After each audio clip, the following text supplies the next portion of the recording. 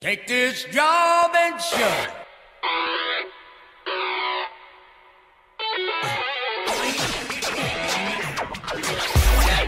This is Jobcast Radio. I am Mike Baumgartner, your Work-Life Survival Sage, Chief Executive Officer of the Work-Life Survival Center, and your host. If you've got a problem at work, if you've got a problem with your boss, if you need help getting your resume, if you've sent out 1,000 resumes and nobody has called you, you give me a shout because there's probably something wrong. Well, actually, there's something wrong with the fact that you had to send out 1,000 resumes and you're obviously not really thinking about your job. But anyway, give me a call. We'll get you focused. We'll get you fixed. We're going to help you find a job. We've already had more than 2,000 people tell me that they've been able to find a job or keep a job from the advice from this show, from working with me, and from finding information off of jobcastradio.com. I am thrilled to do that. It makes me sleep so good at night knowing that the work that we're doing here is helping you out there. And again, remember that, if you listen to some of our past shows, a lot of our speakers, a lot of our past, and all my past shows are up on my website, jobcastradio.com. You can take a look and you can see, pick whatever subject it is that you're looking for. We've had some excellent guests, talked about some great sites. For example, helpmyresume.org, where you can send your resume for free. They'll write it up for you. They'll get it fixed. They'll help you find a job. Their success rate is phenomenal. I don't remember specifically off the top of my head. I think it's like 30% of the resumes that they write, the people get a job within 10 days. Something to that effect. It's on their website. Check again, helpresume.org. Why? Because we're not all resume writers. And we're not skilled at that. And the problem with an interview situation, or with the problem with finding a job, is that inevitably we're going to come across something that just doesn't work for us. We're lousy on the phone.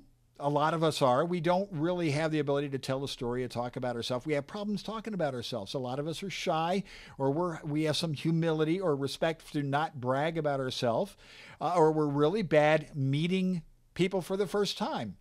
If you're an introvert, there's nothing more nightmarish than knowing you're going to spend a day wanting and hoping and praying for a job as you talk to 4, 5, 6 or more people for a job. And companies are adding more and more people to the interview process. I interviewed for a job. I get 23 people I talked to for a potential job that honestly at the end of it, I didn't even want the job because it was very clear nobody wanted to make the decision of who was going to, whether or not I was going to be hired. They had to involve everybody. And that is a company culture I could not handle because I like to be able to go in and talk to a couple of people who are the stakeholders, make a decision, let's move on. That's life. That's the way that I like to do it. But other companies don't do that. And if you're an applicant, if you're trying to find a job, you're bad at writing, if you're not a detail person, poor marketing people, visionaries, people who are big into big idea stuff to have to get detail oriented on a resume, they'd rather have their teeth pulled. Math people who are very good at math and detail projects.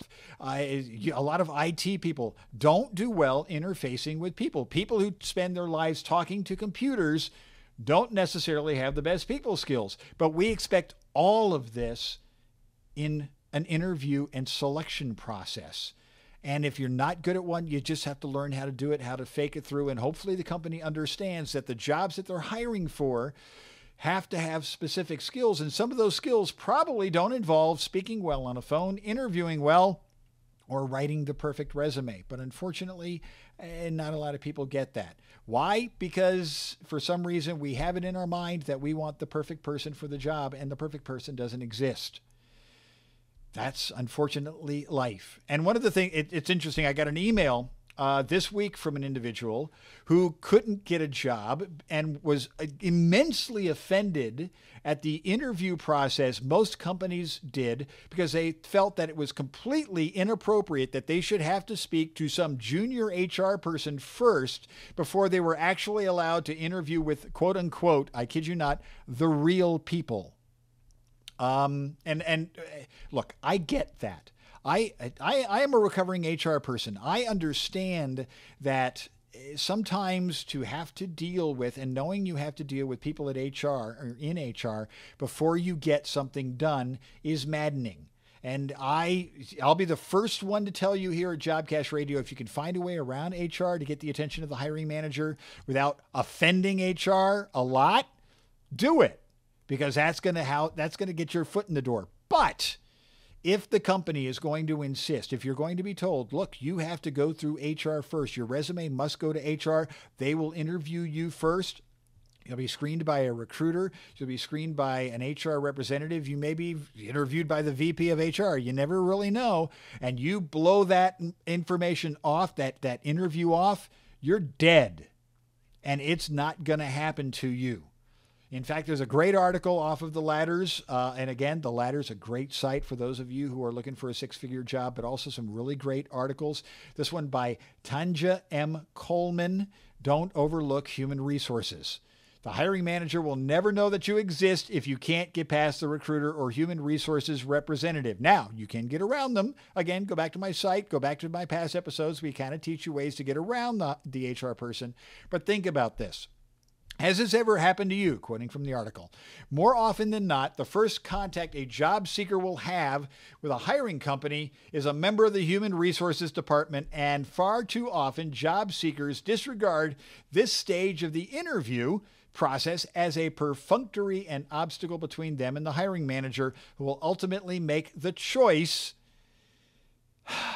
between whether or not they get hired or not. Many approach the meeting or the phone interview with an HR representative lackadaisically or disrespectfully. And let me jump away from this on this. I have seen this happen more times than you could possibly imagine, where the person I am interviewing with, and usually this is for a job that might have some level of seniority to it, and not always, where as soon as they hear that I am the HR interview, you can hear it in their voice. They're annoyed that they're not talking to somebody who's actually going to make a decision, ignoring the fact that you have to go through me. I have to go to the HR person or go to the hiring manager and recommend 5, 10 individuals for that manager to look at, because I am screening out the chafe. If you want to be the chafe up front, that's fine. Your resume ends up in the circular trash heap of history. Bye-bye. And I guarantee, as I said this before, you blow it in an interview or an application with a company once, odds are you're done as far as that company ever. Because companies take notes and they remember, and they have applicant tracking systems that if you say something or do something or you get really weird in an interview, it's always going to be brought up. You're going to have to deal with it over and over again. So think this through. Now, one of the things that is noticed in this article is that there are 3 things that HR person is going to be talking to you about or looking for. Because remember, our job in HR is to find out not only if you're qualified for the job, and I'll be honest with you, odds are we don't know what qualified for the job really means. We're in HR. I don't know what a programmer does. I can read the job description. I may support that department. I may have an understanding of what the competencies are, but if I was a programmer, I'd be programming. If I was an ops guy, if I was a supply chain guy, if I was a Class E driver, I'd be driving trucks instead of in HR. And most HR people will tell you they'd rather be doing any other job than HR. They don't know the job, but they do know people. And if you are not giving up what is called the 3 E's, what is that? Energy, enthusiasm, and eagerness, I am not forwarding you on. Because if you don't show me that you can fit into the culture of the company, which means that you are eager for the job, I really want to have that job, I am enthusiastic about the company that I'm working for, that the job that I have applied for, that I know about, and I'm dying to get started. If I don't have that, you're not getting in front of the hiring manager. So if you're blowing my interview away and saying, okay, here's an answer to your question, here's an answer to your question, and I feel that you're just kind of going through the motions with me, I am not going to embarrass myself by sending you to the hiring manager. Think of this. Think of it this way. Let's say, for example, put yourself in HR's shoes.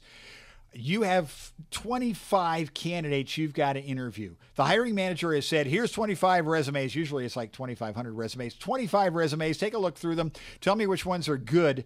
I am not, because I work with this person every day, I am not going to embarrass myself by handing him resumes and recommendations for people who are lousy in the interview. I can't do that. My job is on the line if I give this hiring manager crap.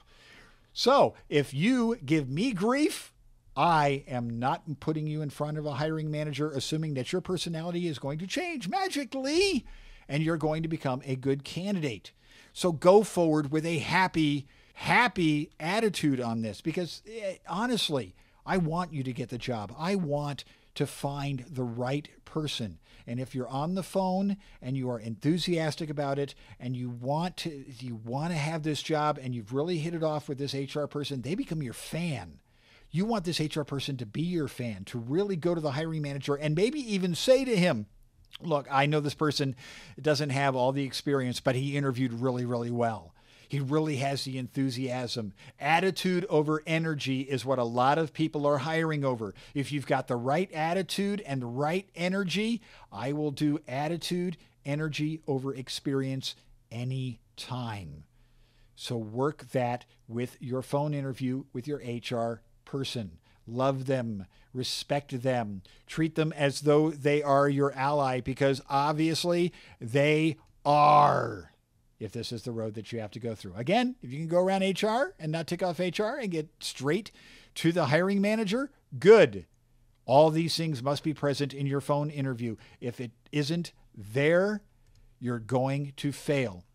Think of it this way. The application process is considered to be almost sort of a two-step initial process. Filling out your application. You go to the website of a particular company. Let's say we're going to acme.com and I'm applying for a job. I think of the application, and a lot of you do this. I see it constantly, especially those of you who are out of work and you're spending, as you should, 8 hours a day trying to find a job. You go from site to site filling out online applications. By the end of it, you start skipping things on the application. Why? Because it's just such a pain in the butt to put in the dates of employment, the address of your last employer, the title, the full title of the person you reported to. Filling out this application, which honestly hasn't changed since 1975, but you fill it out. Why? Because it's a legal document. If you fake it, I can fire you for it. That's the main reason we have you fill out an application. Think of the application not as a form you have to fill out and attach your resume and hopefully they'll look at the resume before they do the application. If you're thinking that, don't do that. Think of the application as a test. We don't fudge tests. We make sure that our answers are complete on the test. Every application you fill out is a test for the job. And what the answer is to the test is what you're putting in on this paper. And if you put it in right, it'll get you a step closer. If you don't, it's not going to get you anywhere. If I'm applying for a senior position, look, I know people who have had 20-year careers and they have to go to a website and they have to fill out this application. And what they love to do under experience for each job is put in 2 words, see resume. And companies will see that. And most of the time, they don't see resume. What they see is you're too lazy to fill out this legal document, which, again, if you're fraudulent on it, I can fire you anytime during your career. See resume tells me what? You're lazy. And if you're going to be lazy in filling out the application, you're going to be lazy in the job. Segment again, I am Mike Baumgartner, your Work-Life Survival Sage, Chief Executive Officer of the Work-Life Survival Center. Feel free to give me a call anytime, 24 hours a day, 7 days a week, 304-867-4142.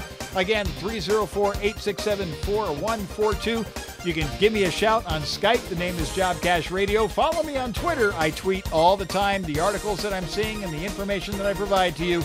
On Facebook as well, we have shoot me an email, mike@jobcastradio.com. We'll be right back. Take this job and shove it.